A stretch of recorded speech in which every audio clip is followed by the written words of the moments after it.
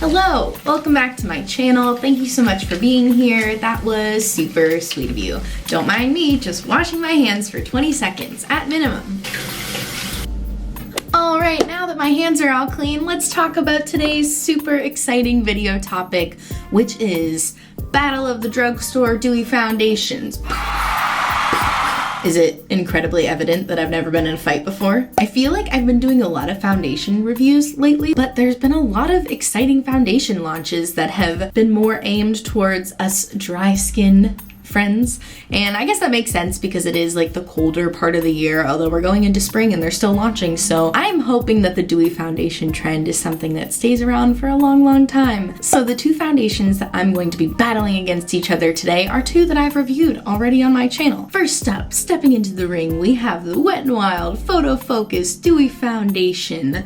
It claims hydrates and smooths complexion for a luminous finish. Buildable coverage for normal to dry skin. Stepping into the other side of the ring is the Revlon Photo Ready Candid Glow Moisture Glow Anti-Pollution Foundation.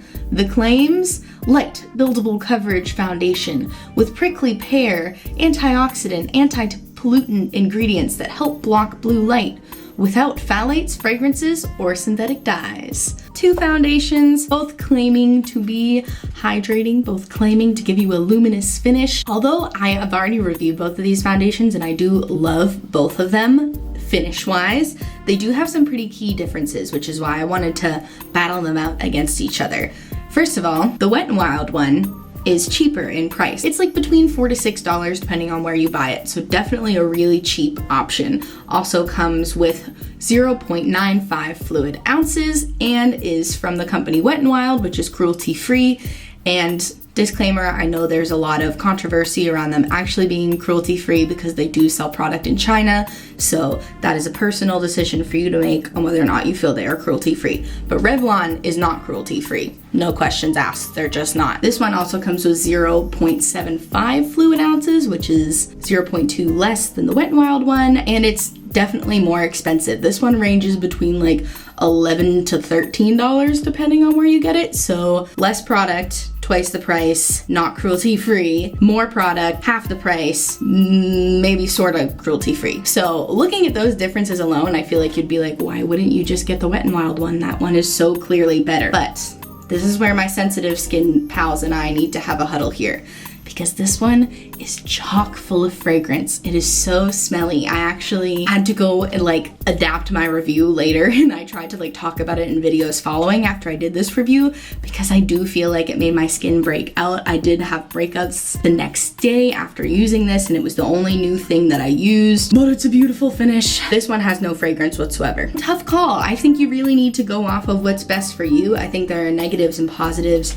to both, and the reason I wanted to show them to you side by side, I wanted to see if they're similar enough that you could choose one over the other and get the same sort of look. Because someone from my perspective would be looking at this going, I know I have a sensitivity to fragrance, so I would tend to gravitate more towards this one. But you might be someone who does not have a sensitivity to fragrance, you don't have sensitive skin, and you're more worried about the higher price tag of this one and the fact that it's not cruelty-free. You know, so I'm just curious to see if these are similar enough that they can look undetectable on the face. So what I'm gonna be doing is putting this Wet n Wild foundation on this half of my face and this Revlon foundation on this half of my face. We're gonna see if you can tell that I'm wearing two different foundations or if they are similar enough that they just kind of blend seamlessly together. So let's get into the application. So I typically apply my foundations with my fingers. That is because I find that with sponges and such hydrating foundations, they can tend to soak up a lot of the product. I know that's not gonna be everyone's opinion, but for me, that's just what happens. So we're going in with my fingers. Okay, so let's start out with the Wet n Wild foundation. Like I said, I'm going to be putting it on the right half of my face, which is this. Other thing to note is that the Wet n Wild foundation comes with this little like paddle that you kind of have to put onto the back of your hand, whereas the Revlon foundation does come with a pump. Okay, so it's hard to do like measurements with a paddle, so I just kind of wiped both sides of the paddle. I'm gonna use just as much as needed. I also do not wear primer. I am wearing moisturizer, however. Just know that there's no primer underneath here, so you're not gonna, if you can see my pores, that's because I don't have a pore blurring primer on. It shouldn't affect the wear time. Wow, this is like more coverage than I remember. I haven't worn this in a few weeks. It's so smelly. It's like so overwhelmingly fragrant. Let me show you how it can build up a little bit. I have a little more product on my hands, so I'll try to show you if I can cover any redness. And I can, because it's a fantastic foundation and it does build really well. Wow, that looks absolutely stunning. Look at that coverage. Look at this half of my face versus this half of my face. So that is the right half of my face with the Wet n Wild foundation on. Now let's go ahead and put the Revlon Candid Glow Foundation on the other half of my face. Okay, so for this one, I can usually get away with a full pump for my whole face. So I'm gonna attempt half a pump. As I mentioned before, this one does have a pump, which I really appreciate. Do not like having to use that paddle on the Wet n Wild one because I feel like every time you take it out and put it on your hand, you're cross-contaminating it. I'm so neurotic about cross-contamination in my makeup and in my skincare, so like I really appreciate the pump. Before I made this video, I was like pretty sure both these foundations had the same amount of coverage, but now that I'm putting it on, I'm like, clearly it's the Wet n Wild one. The Wet n Wild one clearly has a higher coverage, but that's okay. The Revlon one is buildable, so I will show you how it builds up. Actually, I might need a little more product. It's so hard to estimate half a pump. You know, I thought I did half a pump, but who knows? Could have been a third a pump. But either way, this is definitely lower coverage, so I would say you probably have to use more product on the Revlon one, just because of how it's a little more sheer. But you can see it's building up. All right, so this is how my skin looks with the Wet n Wild Dewy Photofocus Foundation on this side and with the Revlon Candid Glow Foundation on this side. This is the Revlon and this is the Wet n Wild. And that's what it looks like with just foundation on. I'm gonna go ahead and finish the rest of my face and come back and show you what it looks like all done up. I'm not gonna be trying out any new products for my full face today. I don't wanna do anything that could possibly disturb the wear test. So I'm gonna put those on and be right back. All right, so this is my full face done. I forgot to mention before that I'm not going to be wearing any highlight today. I've been trying to do that more with foundation reviews, especially these glowy foundation reviews, because I feel like that can be very misleading to you, the viewer, if I'm reviewing a glowy foundation and then applying like my normal glowy routine. I got my glowy base routine down, okay? I can make my face glow from within no matter what finish of foundation I am wearing. If you want to see my glowy base routine, I'll link it right up here or right here for you. I don't want to do that to you in this foundation review video because I don't think it's fair to you. If I put the Charlotte Tilbury Flawless Filter for a Hollywood Superstar Youth Glow under any foundation, yeah, I'm gonna be glowing. But today, no highlight. Also, the blush and bronzer and powder that I used today all are matte, so they shouldn't add any confusing highlight elements either. All right, let's get into this glow. So we have Revlon on this side. Ooh, look at how it hits the light.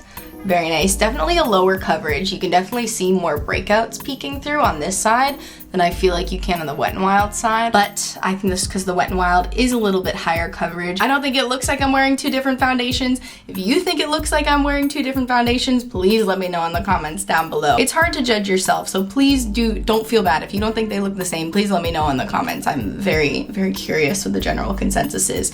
But I definitely have a nice glow going on here. Let's talk about the differences in how these foundations feel on the face.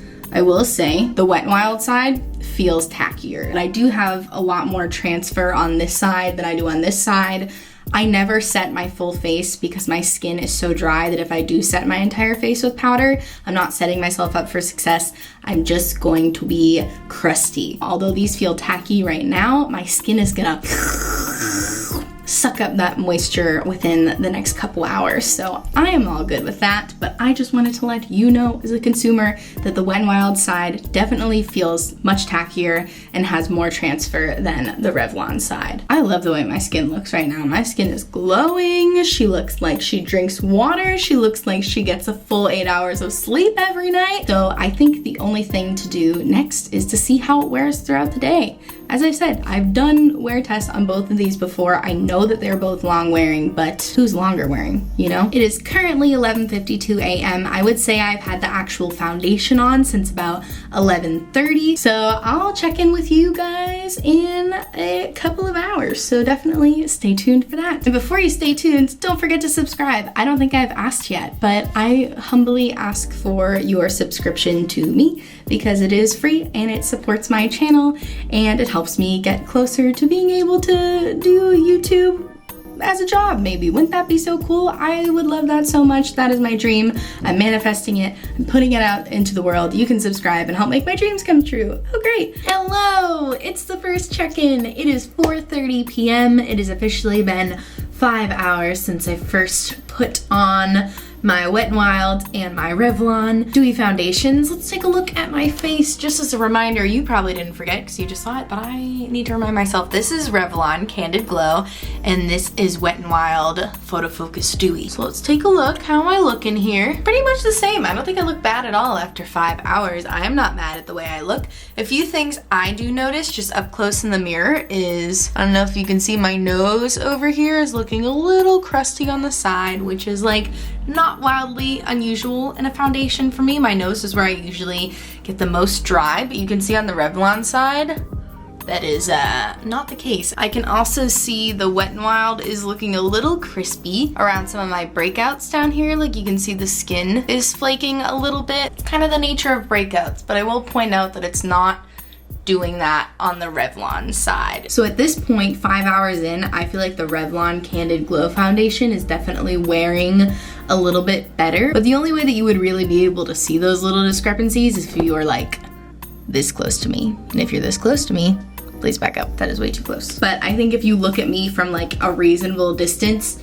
you would not be able to tell that these are two different foundations. I think they still look incredibly similar. Not a lot of oil has peeked through at all, maybe a little bit on my forehead, but not an unreasonable amount. They both still look really nice and glowy and fresh. At this point, I'd say Revlon is like pulling ahead a little bit, but we're still gonna check in one more time and see how they wear after 10 hours. So I will see you in another 5 hours. Hello and good evening. It is 9:30 p.m., which means that I have had these two foundations on for 10 hours now. And man, oh man, what a day it's been. Let's see how these are looking. So on this side right here, we have the Revlon Candid Glow Foundation. You can see we have very minimal shine here. Of course, like on the forehead, there's a little bit peeking through, maybe a little bit in my T-zone, but honestly, like a very healthy amount of shine.